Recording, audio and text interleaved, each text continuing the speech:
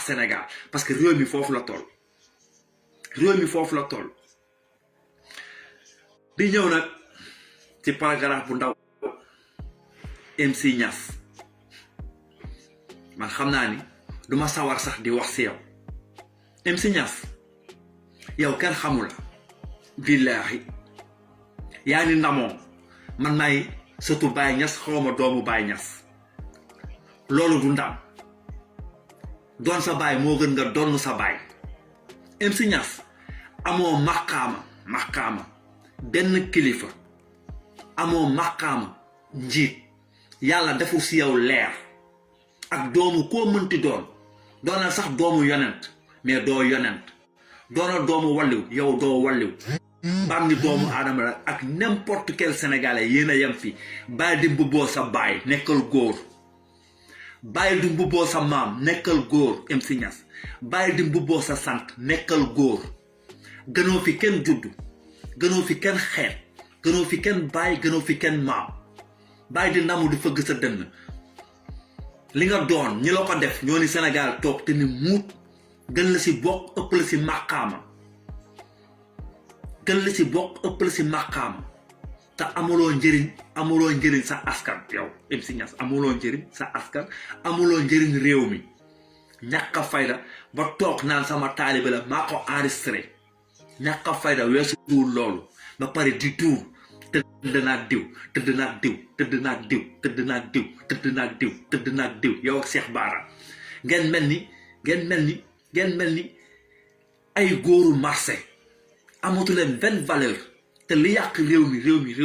mi on va pas peur de le dire mooy yéen sët soi-disant sëtu kilifa diine yi ngay ñu wax da ngeen mun a liggéey nu ñu utiliser suñu or bi yéen ñooñu naan ay sëtu diw laa yéen MC Niass yéen seen xeet googu yéen wax leen ma rek suñu pétrole bi ak gaz bi nekk si ndox mi ak pétrole bi yéen xanaa yéen amuleen maqaama ak science boo leen ko mun a génneel suñu forfat bi yéen xanaa amuleen maqaama dudul yéen ak sëriñu daara yi yéen a tardeel Sénégal parce que dëkk àdduna science moo koy doxal la science nga jël bant defar si kaye jël bant defar si meuble loolu mooy science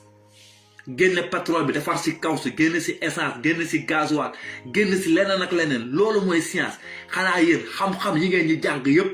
ne nga yéen a ñuy jiite fii ak fa ñu jëm yéen xam-xam yooyu loolu si jëriñ Sénégal pusa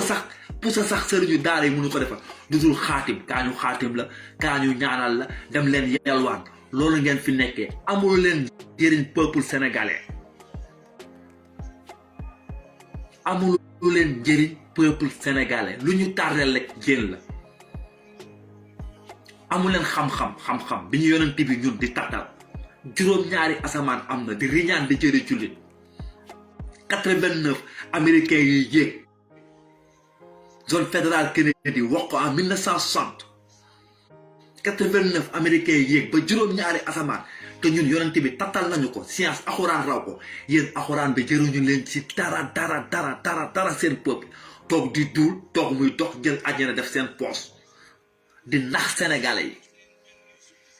sa ndey ak sa baay ak say jëf kenn keroog bi nga demee tribunal